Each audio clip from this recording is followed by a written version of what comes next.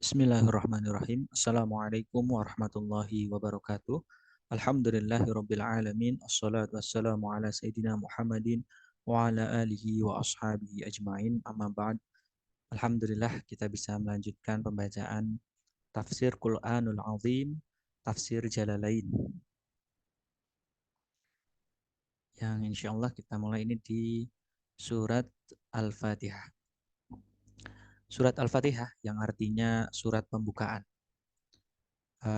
Di sini disebutkan bahwa surat Al-Fatihah diturunkan di Mekah, ya, atau istilah ini adalah ayat-ayat dalam surat Al-Fatihah yang berisi 7 ayat itu diturunkan di Mekah. Salah satu ulama yang juga menulis tafsir ini yaitu Imam Jalaluddin As-Suyuti menyatakan bahwa untuk makiyah atau ayat-ayat makiyah, atau kita bisa bedakan ya ayat itu jadi dua, ada ayat yang makiyah dan ayat yang madaniyah. Beliau menyatakan ada tiga pendapat besar dari ulama. Yang pertama, makiyah dan madaniyah itu dibagi karena turun sebelum hijrah dan sesudah hijrah. Itu pendapat yang pertama. Jadi kalau Makiyah berarti sebelum hijrah, kalau Madaniyah itu turun setelah hijrah. Sedangkan pendapat yang kedua, ulama yang berpendapat Makiyah dan Madaniyah itu adalah surat yang turun di kota Mekah dan turun di kalau di surat yang ayat-ayat Madaniyah maka turun di kota Madinah. Pendapat yang ketiga yakni adalah pendapat yang mengatakan makiyah itu ditujukan kepada orang-orang yang ada di Mekah, dan surat Madaniyah itu adalah ditujukan kepada orang-orang yang Madaniyah tinggal di Madinah. Surat ini jumlahnya ada 7 ayatnya. Menurut kalau pendapat yang mengatakan bahwa Bismillah itu termasuk dalam ayat yang 7, itu berarti ayat pertama Bismillah, ayat kedua Alhamdulillah, terus ayat ketiga Ar-Rahmanur Rahim, ayat keempat Maliki Yaumiddin, ayat kelima Iyyaka na'budu wa iyyaka nasta'in, ayat keenam Ihdinas Shiratal Mustaqim, dan ayat ketujuh yang terakhir adalah ayat Shiratal ladzina an'amta 'alaihim ila akhirih. Sedangkan ada juga pendapat yang mengatakan bahwa Bismillah bukan termasuk di dalam surat Al-Fatihah. Maka ayat ketujuhnya itu ayat pertamanya berarti Alhamdulillahirabbil alamin, seterusnya, dan ayat ke-6 berarti kan Shiratal ladzina an'amta 'alaihim, itu adalah ayat ke-6, dan ayat ketujuhnya adalah ghairil maghdubi 'alaihim waladdallin. Itu adalah ayat ke-7 menurut pendapat yang kedua. Nah, berdasarkan anggapan ini juga terdapat penegasan di dalam tafsir Jalalain disebutkan sebelum ayat yang Iyyaka na'budu wa iyyaka nasta'in, maka ini diperkirakan ada kata-kata kulu, ya, atau kata-kata yang diucapkan tapi tidak tertulis, ya, yang itu menunjukkan bahwa ain tadi itu di ayat ke-5 itu termasuk di dalam sebelumnya adalah ayat yang dari Allah diperintahkan untuk kepada manusia untuk dibaca sebagai bentuk doa. Selanjutnya di ayat yang pertama yakni Alhamdulillah, yaitu segala puji bagi Allah. Lafal ayat ini merupakan kalimat berita dimaksud sebagai ungkapan pujian kepada Allah berikut pengertian yang terkandung di dalamnya, bahwa Allah Ta'ala adalah yang memiliki semua pujian. Allah Ta'ala memiliki semua pujian, dan semua pujian itu yang diungkapkan oleh semua hambanya. Atau makna yang dimaksud adalah makna yang menunjukkan bahwa Allah Ta'ala itu adalah zat yang harus mereka puji. Lafal Allah merupakan nama bagi zat yang berhak untuk disembah. Tuhan semesta alam, artinya Allah adalah yang memiliki pujian semua makhluknya, yaitu terdiri dari manusia, jin, malaikat, hewan melata, dan lain-lainnya. Masing-masing mereka disebut dengan alam. Oleh karenanya ada alam manusia, alam jin, dan lain sebagainya. Lafal al-alamin merupakan bentuk jamak dari kata alam, yaitu dengan memakai huruf ya dan nun untuk menekankan makhluk berakal, berilmu atas yang lainnya.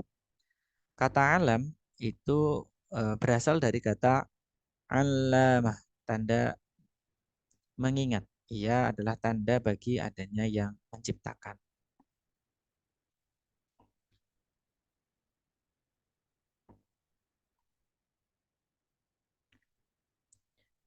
Untuk selanjutnya yaitu ayat yang kedua, ayat yang ketiga, mohon maaf, ayat yang ketiga yaitu Ar-Rahman Ar-Rahim. Ya. Menurut pendapat pertama kan ini ayat ketiga, kalau menurut pendapat kedua berarti ini ayat yang kedua. Karena alhamdulillah tadi ayat yang pertama. Ayat yang ketiga yang artinya yang maha pemurah lagi maha penyayang. Penjelasannya yaitu atau tafsirnya yaitu yang mempunyai rahmat. Rahmat ialah menghendaki kebaikan bagi orang yang menerimanya. Itu menurut tafsir dari Imam Jalaluddin Al-Mahalli. Selanjutnya ayat yang berikutnya yaitu ayat yang keempat, Malik Yaumiddin, yang artinya yang menguasai hari pembalasan. Di sini tambahkan di hari kiamat kelak. Lafal Yaumuddin disebut secara khusus karena di hari itu tiada seorang pun yang mempunyai kekuasaan kecuali hanya Allah Ta'ala semata. Sesuai dengan firman Allah Ta'ala yang menyatakan di dalam surat Quran, surat ke-40 ya, ayat ke-16, yaitu surat Al-Mu'min. Itu disebutkan yang artinya kepunyaan siapakah kerajaan pada hari ini, yaitu hari kiamat. Kepunyaan Allah yang Maha Esa lagi Maha mengalahkan.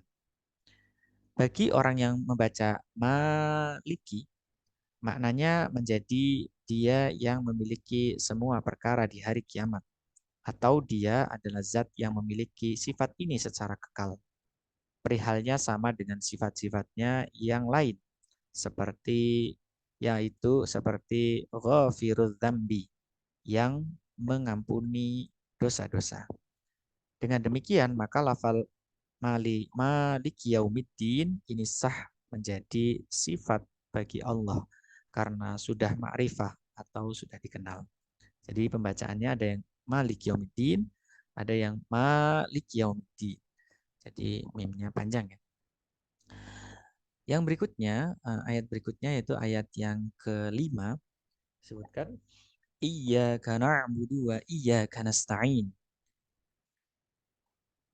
Artinya, hanya engkaulah yang kami sembah dan hanya kepada engkaulah kami memohon pertolongan. Tafsirnya, kami beribadah hanya kepadamu seperti mengesahkan dan lain-lainnya. Kami memohon pertolongan hanya kepadamu dalam menghadapi semua hambamu dan lain-lainnya. Ayat berikutnya yaitu ayat yang ke-6. Ihdinas siratal mustaqim. Tunjukilah kami ke jalan yang lurus. Artinya bimbinglah kami ke jalan yang lurus. Kemudian dijelaskan pada ayat berikutnya yaitu di ayat yang ke-7 ya. Menurut pendapat yang pertama tadi, siratal ladzina an'amta 'alaihim. Jalan orang-orang yang telah engkau anugerahkan nikmat kepada mereka, yaitu melalui petunjuk dan hidayahmu. Kemudian diperjelas lagi maknanya oleh ayat berikutnya. Ya, atau istilahnya tadi kalau di pendapat yang kedua ya, mengatakan bahwa ini bukan satu ayat tapi dua ayat. Ghairil maghdubi alaihim, yang artinya bukan jalan mereka yang dimurkai. Yang dimaksud adalah orang-orang Yahudi. Wala dan bukan pula atau dan selain ad-dhalina, ya, mereka yang sesat. Yang dimaksud adalah orang-orang Nasrani atau Kristen. Faidah adanya penjelasan tersebut yang tadi ya, mempunyai pengertian bahwa orang-orang yang mendapat hidayah itu bukanlah orang-orang Yahudi dan bukan pula orang-orang Nasrani atau Kristen. Hanya Allah lah yang maha mengetahui dan hanya kepadanya lah dikembalikan segala sesuatu. Semoga sholawat serta salam dicurahkan kepada junjungan kita Nabi Muhammad Sallallahu Alaihi Wasallam serta keluarga dan para sahabatnya. Sholawat dan salam yang banyak untuk selamanya. Cukuplah bagi kita Allah sebagai penolong dan dialah sebaik-baik penolong. Tiada daya dan tiada kekuatan melainkan hanya berkat pertolongan Allah yang maha tinggi lagi maha besar.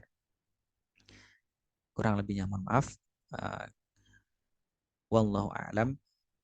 Kita akhiri dengan membaca hamdalah dan doa kafaratul majlis. Alhamdulillahirabbil alamin. Subhanakallahumma wa bihamdika asyhadu an la ilaha illa anta astaghfiruka wa atubu ilaik.